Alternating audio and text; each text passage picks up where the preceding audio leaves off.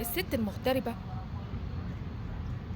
دي أغلب ست ممكن تشوفوها، بس انتوا بتحكموا عليها بالنظر. بتعيش وتتجوز في بلاد تانية،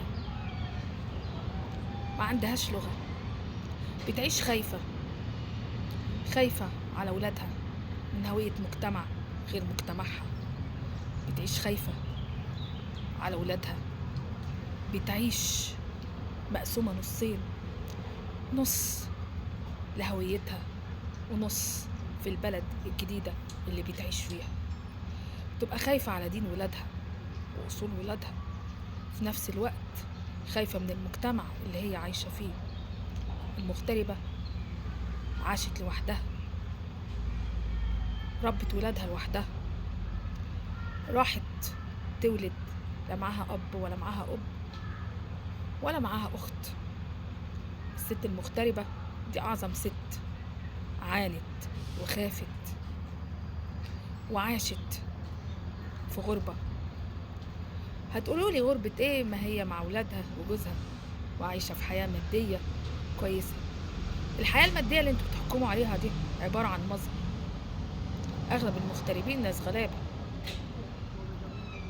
وعايشين عيشة الناس الغلابة.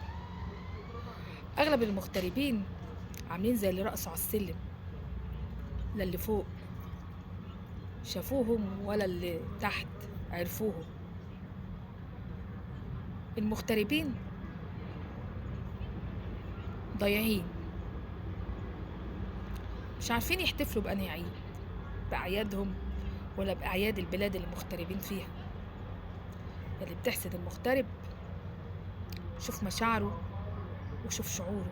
الست المغتربة دي أعظم ست. الست المغتربة حاربت علشان تربي ولادها، عاشت بقوانين غير قوانينها،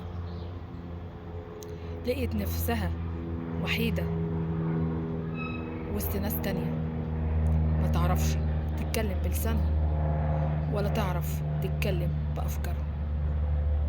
تحية لكل سيدة مغتربة.